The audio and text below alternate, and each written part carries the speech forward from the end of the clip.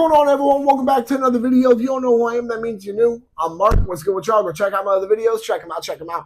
But first, stay on this one. So, this video, I'm in a pretty good mood about. I'm here to piss off some SIG fanboys. Let's get right into it. So, on this episode of Debunking Gun Myths, SIG Sauer, SIG Sawyer, however you want, whatever you want to call them. I'm just going to call them SIG to save myself the extra couple syllables. But SIG never did a recall for their P320s.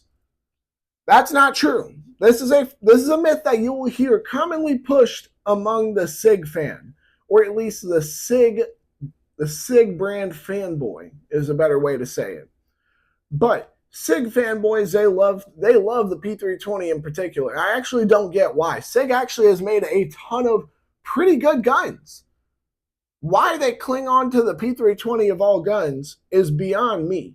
But let's get right into it. So, yes, they did.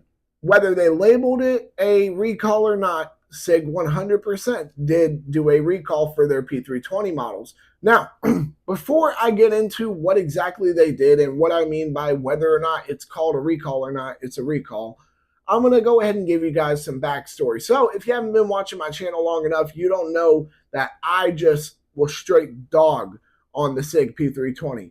So for some of y'all who are new to firearms or maybe new to the controversy around the SIG P320, the SIG P320 is often known as a,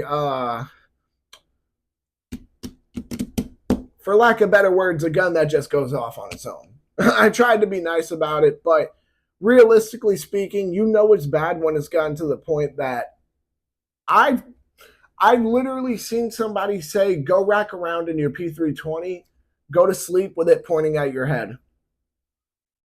Just as a, hey, go ahead and jump on the sewer slide comment. That's how bad the P320 has gotten when it comes to this joke. It's not a joke that's come out of nowhere. It's not one of those jokes in the gun community where it's like, oh, we just want to hate on this gun for no reason. There's really nothing wrong with it. There are several accounts of SIG P320s going off by themselves in their holster, outside of their holster, overall when they're not supposed to.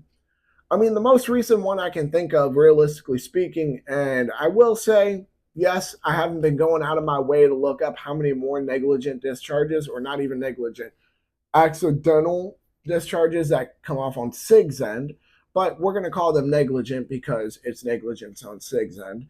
Regardless, though, I haven't been going out of my way to keep looking into it because overall, I already know what the truth is about the P320.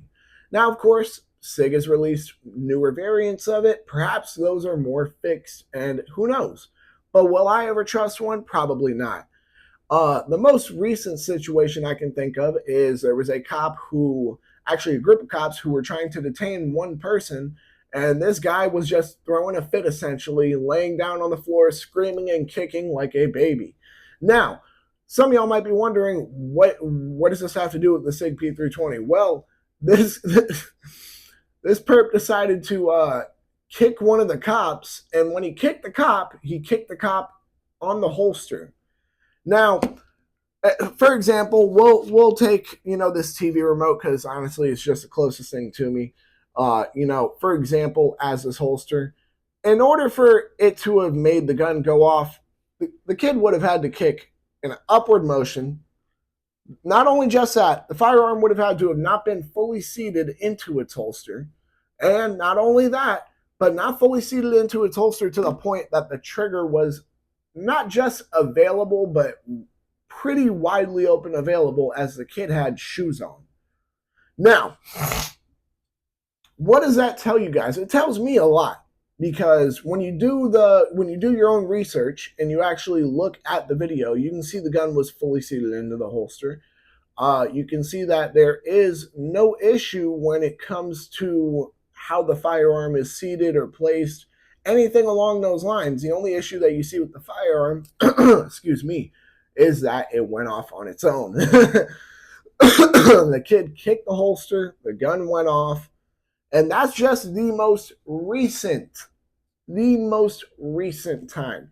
There's been other times, and this is once again, a majority of these are caught on video. That's why it cracks me up whenever people argue against it. A majority of these are caught on video. There's video of of an officer, just riding in his patrol vehicle. He's about to get out. As he gets out, his gun goes off in its holster. Gun, once again, fully seated in its holster, and it's a SIG P320. There have been countless situations where SIG P320s have gone off to the point that SIG has been sued 24 times over it.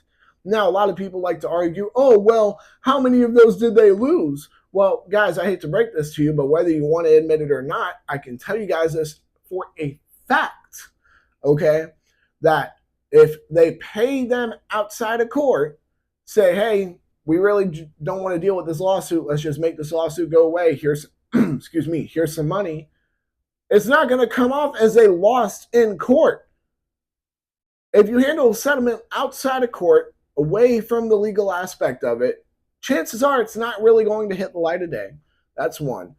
Two, it's not going to show up, even if it does hit the light of day, that you lost a lawsuit. You were found guilty. It's not going to. It's going to show that you guys settled out of court under whatever circumstances that you guys decided in private. Now, with that context being added into it, right?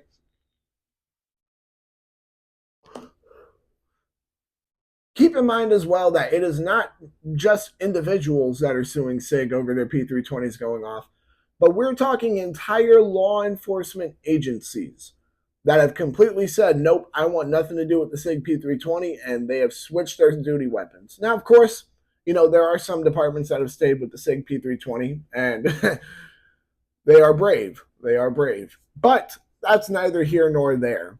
I had to make sure that I added all the context needed here. Now, with that being said, SIG, a while ago, when these issues started happening, they offered a trigger upgrade, meaning you send in your P320s, they're going to go ahead and do some work on them and send them back to you good as new. Whatever work they actually do is not really something you're going to know. They can tell you it's a trigger upgrade all they want to, and then do another thing with it. Truth be told, whether people want to admit it or not, it was an optional voluntary, excuse me, it was an optional voluntary, geez, the word just left my mind now. Goodness gracious. Not buyback, can't think of it. Recall, there we are. I don't know why the word left my brain there. It is an optional voluntary recall. Once again, sorry guys, I don't know if you've seen the video before, but I am extremely tired as I'm recording this. It is an optional voluntary recall. Oh yeah, we'll just send in your gun. We're going to fix the issue with it. Wait. So you're admitting there was some sort of issue that requires fixing, meaning SIG is at fault. See, it's very funny because whether people want to admit it or not, these SIG fanboys love clinging on to, oh, well, SIG never issued a recall. Yeah, because they just didn't label it a recall. They said, hey, if you want to, we'll give you a trigger upgrade. And that's basically your cue to be like, yeah, well, I guess, sure, why not? I want a trigger upgrade. But in all reality, that's an optional recall. You could have said no. You know what I mean? I feel people don't understand this aspect of it, is that when it comes to recalls, it's not like, oh yeah, well, if you don't send this back in, we're going to come in and take it from you. A majority of recalls are optional. Some are mandatory. However, a majority of them are optional. And in this case, it was very much so an optional one, and they lied to you and disguised it as a trigger upgrade. Very dishonest on SIG's end, especially considering we've seen the issues from the P320 models still after they offered this trigger upgrade. I'm sorry, guys, but it's gotten to a certain point where you can't sit here and keep making excuses for them. There's a certain level where you have to say, okay, yeah, negligence from a company is negligence from a company. We have to own up to it. Now, I'm sure some of you guys are going to comment and say, oh, well, the newer variants don't have that issue. Yeah, I'm sure some of the newer variants don't. I'm sure that after getting sued 24 times, that SIG is like, hey, we better fix this now. However, would I ever trust that again? No, I would not. I've gone into detail actually why I would never buy a SIG P320 and why I don't believe anybody should. However, that video is just my opinion and it pisses off a lot of SIG fanboys too. But with that being said, overall, I think that about wraps it up for this video. So, in the end, did SIG issue a recall for their P320 models before? Yes, they did. They just didn't label it as a recall. They called it a trigger upgrade, and it was very much so an optional recall. So, with that being said, y'all make sure to like, comment, subscribe, share, hit that bell. When you hit that bell, hit all, and whether or not you agree with me about this, because truth be told, a lot of SIG fanboys are going to hate me for this video, but I'm here for it. I'm here for it. I am not worried. You know why? Because a majority of SIG fanboys watch their wife get, I'm not going to get into it, but almost said something there that probably would have gotten a strike on this video for some reason. But with that being said, whether or not you agree with me, make sure to check out all my other videos. Y'all make sure to stay legal, stay safe, stay dangerous. Have a good one, y'all. Peace.